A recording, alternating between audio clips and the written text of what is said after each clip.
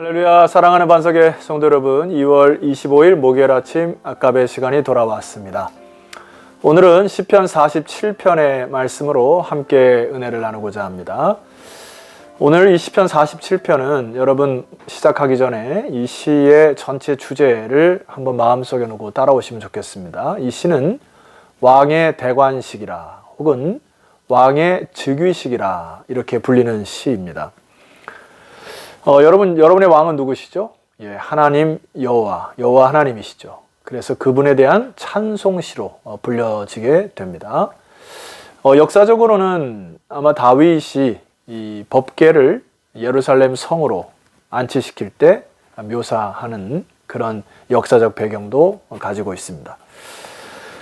저는 이 시를 계속 묵상하고 또 묵상하면서 참 위로와 힘이 되었습니다.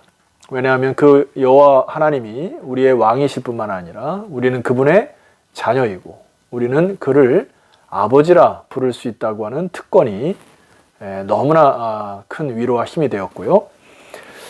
그래서 이 시는 계속해서 우리의 시야를 어디에다 고정해야 될지 그리고 우리의 자세를 어떻게 해야 될지를 우리에게 계속 권면하는 시가 오늘 본문의 시가 되겠습니다. 자, 먼저 1절 말씀을 한번 읽어드리도록 하겠습니다. 너희 만민들아 손바닥을 치고 즐거운 소리로 하나님께 외칠지어다. 이 왕의 대관식의 첫 번째 순서가 이 엄숙한 예식에 시작하기에 앞서서 첫 번째 순서가 바로 이 순서라는 것입니다. 많은 회중들이 기쁨으로 손바닥을 치고 왕이 들어오는 것을 열광한 함성 소리와 함께 즐거운 소리로 막 외치는 것, 이것이 바로 왕의 대관식의 첫 번째 순서라는 것입니다. 여러분, 왜 이렇게 즐거운 소리로 기뻐 손바닥을 치며 함성 소리를 내야 될까요? 그 왕은 보통의 왕이 아니시기 때문에 그렇습니다. 2절을 보면 그 접속사 키라고 하는 단어가 이제 생략이 되어 있는데요. 히브리 단어에 이제 키를 넣어서 해석하면 이렇습니다. 왜냐하면 지존하신 여호와는 두려우시고 온 땅에 큰 왕이 되심이로다. 여기에 그 왕의 위엄을 나타내는 것이 좀 강하죠. 이것을 히브리 단어로 그 문장으로 직역을 하면 왜냐하면 가장 높으신 여호와는 무서운 분이심과 동시에 공포감을 불러일으키시는 분이시기 때문이다. 그러니까 온 땅에 큰 왕이시다. 여러분, 사실 왕이라고 하는 것은 그의 백성들을 덕으로 통치하기도 하지만 때로는 무수한 강력한 리더십으로 그들을 다스릴 수 있는 굉장한 힘이 갖고 있는 분이기 때문에 오늘 이 시인은 먼저 우리에게 이렇게 권면합니다.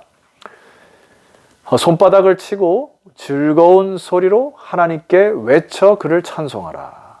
지존하신 여호와는 두려우시고 온 땅에 큰 왕이시기 때문이다. 여러분, 우리는 하나님을 아는 일에 힘을 다해야 합니다. 호세아 선지자도 여호와를 알자, 힘써 여호와를 알자 하고 계속 우리를 권면했죠. 왜냐하면 우리가 여호와를 알고 깊이 그분과 관계를 맺으면 속에서 터져나오는 찬송과 기쁨이 회복될 것이라는 것입니다.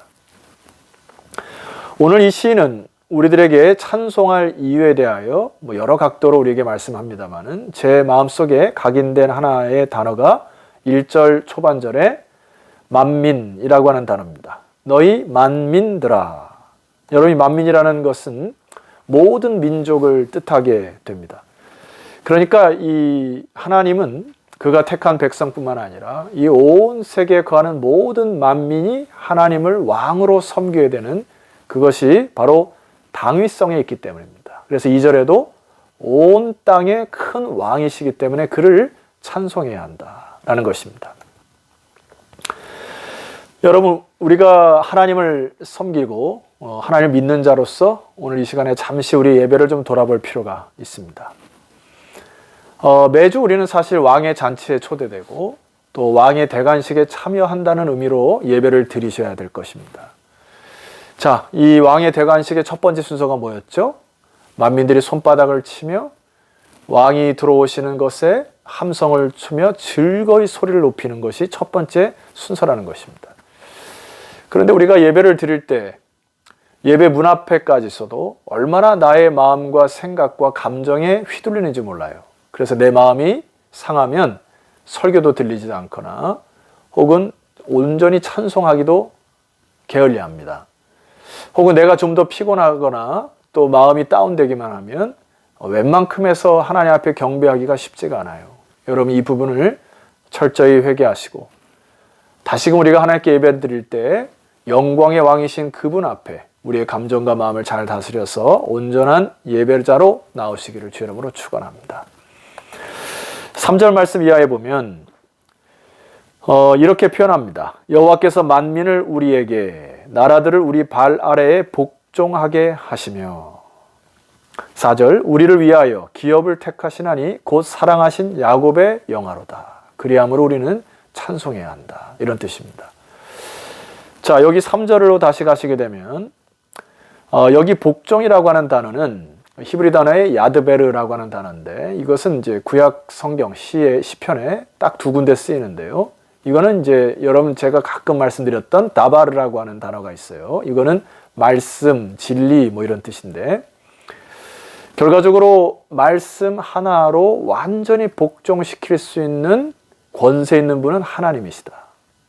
그래서 모든 나라들을 하나님의 말씀 하나로 우리 발 아래에 복종시키신다. 고대의 장수들이 싸울 때 승패가 나뉘고 승자는 패자의 왕의 목을 받는 것이 고대의 전쟁의 독특한 문화와 관습이었습니다. 하나님은 예수 그리스도를 통하여 우리에게 완전히 사단을 밟을 수 있는 힘과 권세를 주심을 믿습니까? 이 하나님을 찬송해야 하는 것이에요. 그래서 우리는 영적으로 그리스도를 의지하여 힘을 다하여 싸워야 하는 것입니다. 또한 4절 보니까 우리를 위하여 기업을 택하시나니 곧 사랑하신 야곱의 영화로다. 하나님은 우리에게 기업을 주시는데 굳이 하나님이 이 시인이 여기서 야곱의 영화로다 이렇게 표현한 이유가 뭘까요? 여러분 창세기에 보면 야곱이 그의 12아들에게 정확히 기업들을 분배하여 나눠주고 일일이 다 축복하는 장면이 떠오르실 것입니다. 바로 이 야곱의 영화와 같이 이 12아들에게 주어진 그 완전수지요. 이 12아들에게 주어진 것처럼 하나님의 백성들에게 하나님께서 우리를 위하여 기업을 택하셔서 주시는 분이시기 때문에 우리는 그 하나님을 찬송해야 할 이유가 있는 것입니다.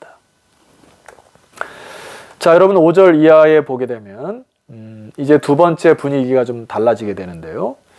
먼저 5절 말씀을 읽어드리도록 하겠습니다. 이연의 첫 번째 행입니다. 하나님께서 즐거운 함성 중에 올라가시며 여호와께서 나팔 소리 중에 올라가시도다.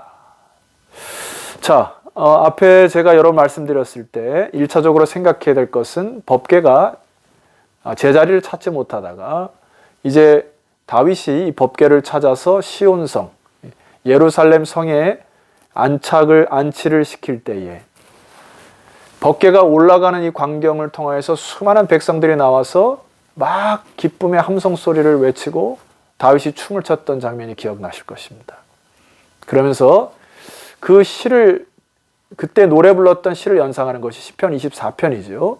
우리가 가끔 복음성가로 불렀던 찬송인데 문들아 너희 머리를 들지어다 영광의 문들아 너희 머리를 들지어다 영광의 왕이 들어가시리로다 하면서 많은 함성 중에 법궤가 올라오는 것을 향하여 박수치고 기뻐하며 즐거워했던 이 상황을 연상하시면 좋겠습니다.